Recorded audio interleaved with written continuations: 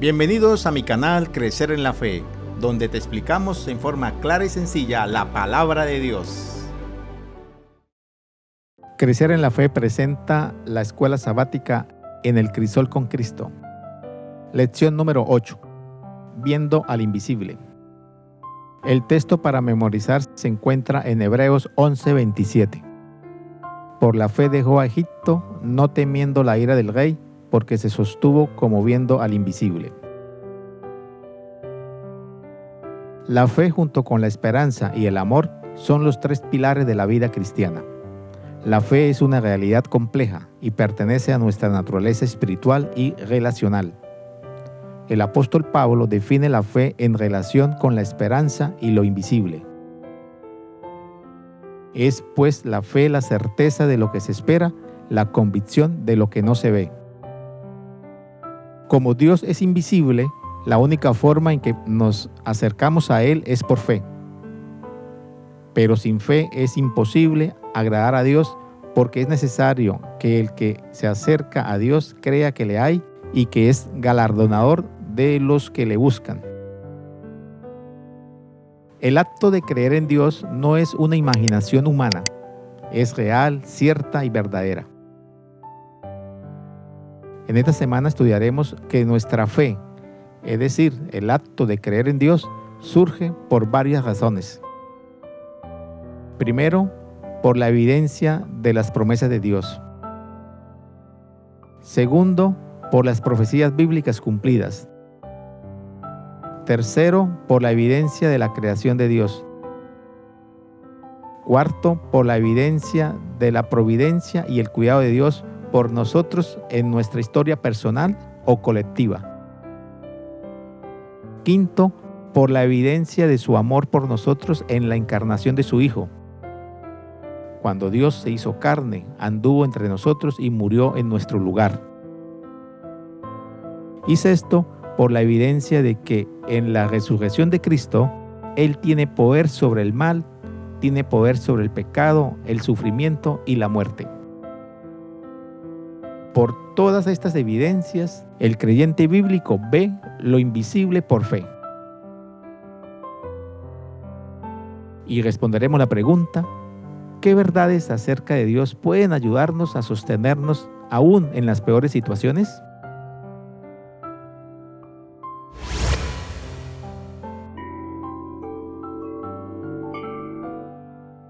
La extravagancia de nuestro Padre. Romanos 8:32. Si Dios no nos negó ni a su propio Hijo, sino que lo entregó a la muerte por todos nosotros, ¿cómo no habrá de darnos también, junto con su Hijo, todas las cosas?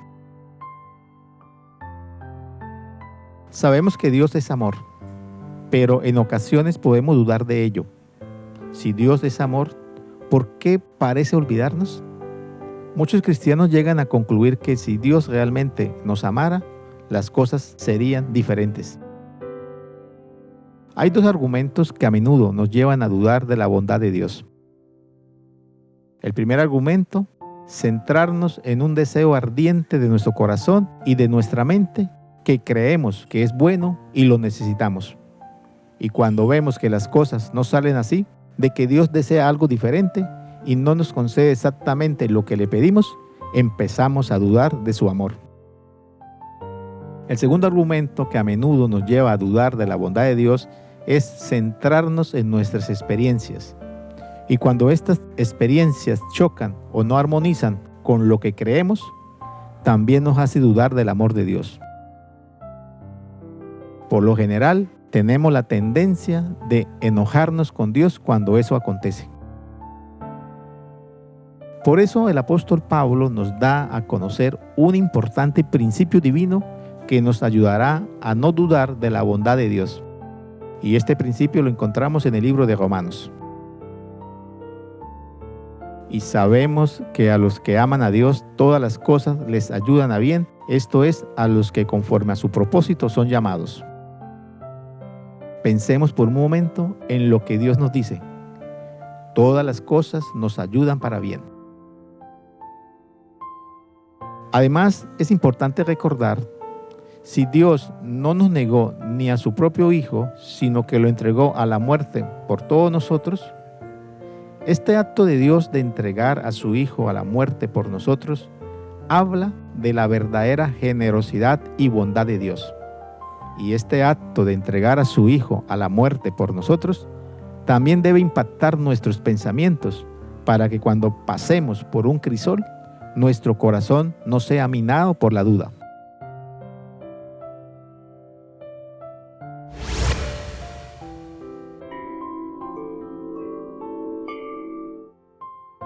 En el nombre de Jesús. Juan 14:14. Lo que pidan en mi nombre, yo lo haré. Jesús no estaría mucho tiempo más con sus discípulos, ya que se iría para el cielo. Y para sus discípulos Jesús había sido su apoyo, su aliento. Ellos comenzaron a sentirse tristes, confundidos e impotentes. Pero si bien los discípulos ya no podrían verlo físicamente, Jesús les dio una promesa extraordinaria que comprendía dos cosas. Primero, que Él enviaría a la persona del Espíritu Santo. No quedarían huérfanos, no quedarían solos. Y segundo, que todo lo que pidieran en su nombre, Él lo haría. Jesús les enseñó a elevar sus peticiones a Dios en su nombre, solicitando su intercesión directa.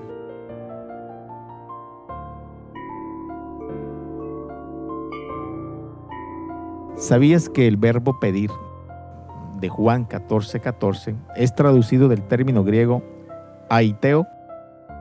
Y este término sugiere la actitud de un suplicante, la petición de un inferior en posición a aquel a quien se le hace la petición. Por ejemplo, la petición de un súbdito a su rey.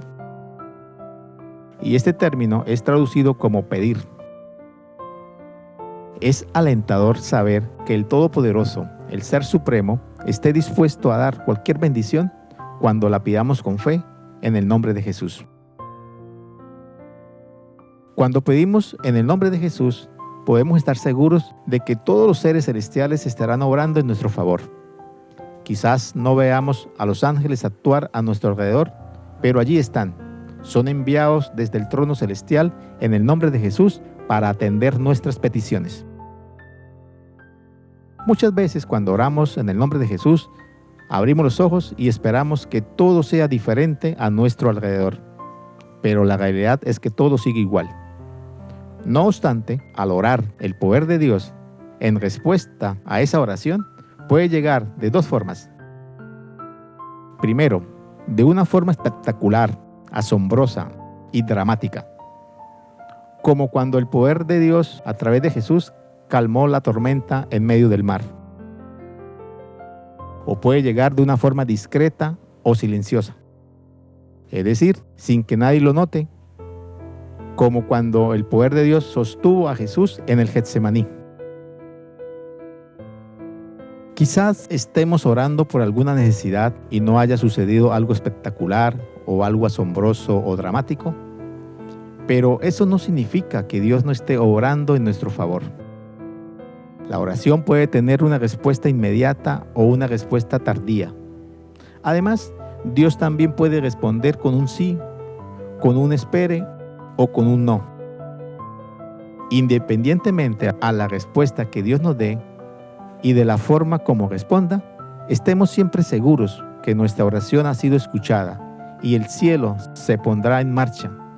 Tarde o temprano veremos la respuesta de nuestro amado Dios.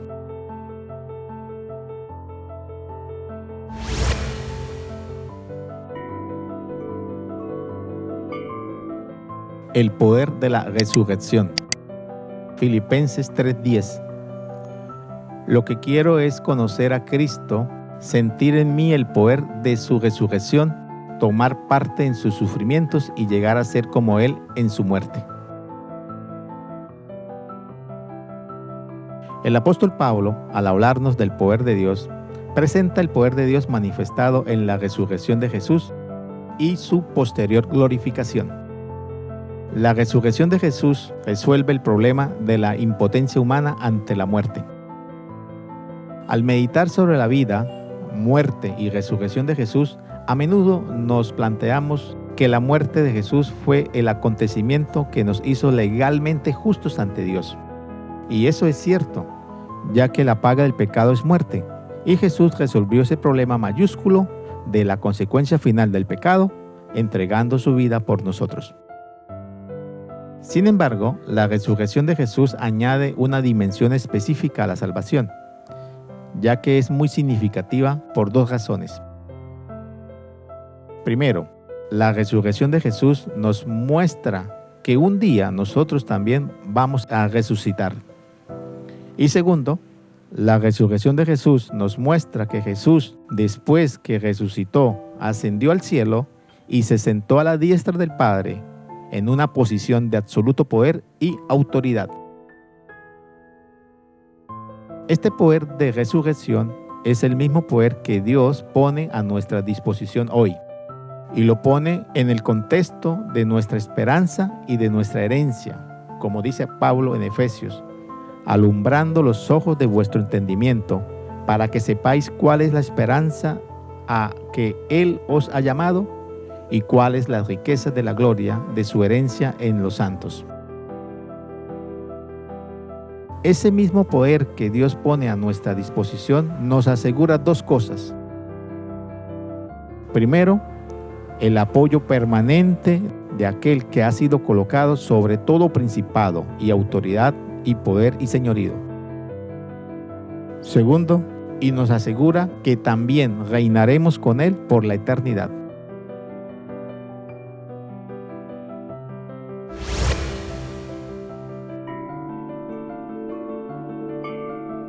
Echar toda nuestra ansiedad.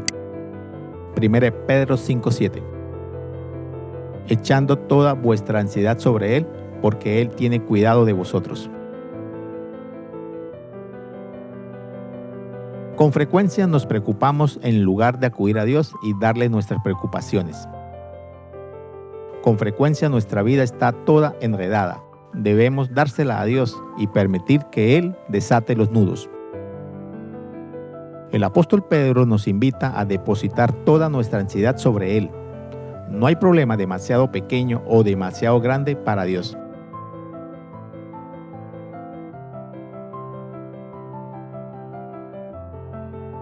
¿Sabías que el verbo echar de 1 Pedro 5:7 es traducido del término griego epirito, y este término significa literalmente echar encima o lanzar sobre? Y este término es traducido sencillamente como echar. Por esta razón, este pasaje de 1 Pedro 5:7 es muy sencillo, no esconde ningún secreto y significa literalmente lo que expresa: echar o lanzar sobre Jesús nuestras ansiedades, de modo que lo que causa dolor y preocupación ya no tenga ninguna conexión con nosotros. Hay muchas cosas que causan ansiedad. Podría ser la presión del trabajo, la crítica inesperada, la sensación de que no nos quieren o que no se nos ama, las preocupaciones financieras, los problemas de salud, la impresión de que no somos suficientemente buenos para Dios, pensar que no somos perdonados y muchas otras cosas más causan ansiedad en nuestra vida.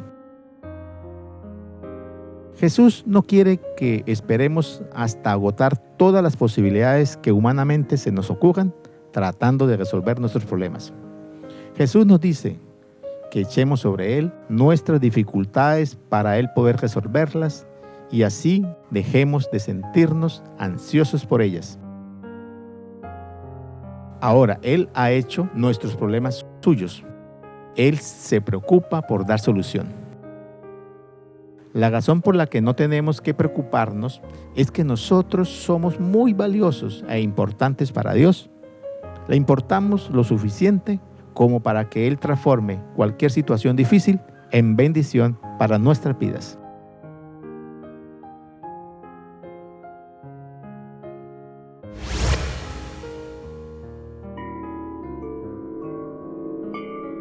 Continúa siendo fiel aún cuando no puedas ver a Dios. Isaías 40:27. Israel, pueblo de Jacob, ¿por qué te quejas? ¿Por qué dices, el Señor no se da cuenta de mi situación? ¿Dios no se interesa por mí? Creer que a nadie le importa lo que nos está pasando es muy desagradable, pero pensar que Dios no nos conoce o no se preocupa por nosotros puede ser muy angustioso. Es como andar en la oscuridad sin ninguna luz que nos guíe. Esa fue la experiencia de Israel en el destierro en Babilonia. Para los judíos exiliados en Babilonia, Dios no parecía preocuparse de mucho por su situación. Todavía estaban en exilio, todavía se sentían abandonados por Dios debido a su pecado. En esa situación de cautiverio, Dios les recordó su poder que no desfallece ni se fatiga. Dios les recordó que su poder es capaz de fortalecer al cansado y acrecentar las fuerzas del débil. Y también en esa situación de cautiverio, Dios usa al profeta Isaías para que le transmita palabras de consuelo, como las que se ven en Isaías capítulo 40, que es un hermoso pasaje en el que Isaías habla al pueblo con mucha ternura acerca de Dios. Como pastor apacentará a su rebaño, en su brazo llevará a los corderos y en su seno los llevará, pastoreará suavemente a las recién paridas. Piensa en la angustia de los judíos ante un decreto de muerte, ante una ley irrevocable hecha para destruirlos. Estaban sin escapatoria posible. Esta historia registrada en el libro de Esther no solo describe acontecimientos del pasado del pueblo de Dios, sino que también simboliza un tiempo futuro en el que se volverá a perseguir al pueblo de Dios o a su iglesia mediante leyes y decretos de muerte. Como lo expresa Juan en el libro de Apocalipsis, y se le permitió infundir aliento a la imagen de la bestia para que la imagen hablase e hiciese matar a todo el que no la adorase. Pero ante todo esto y ante todo lo que nos espera, no debemos temer. El mismo Dios que salvó a sus escogidos en la historia de Esther los volverá a salvar en la crisis final. El único camino seguro será avanzar como viendo al invisible, al único que tiene poder para librarnos.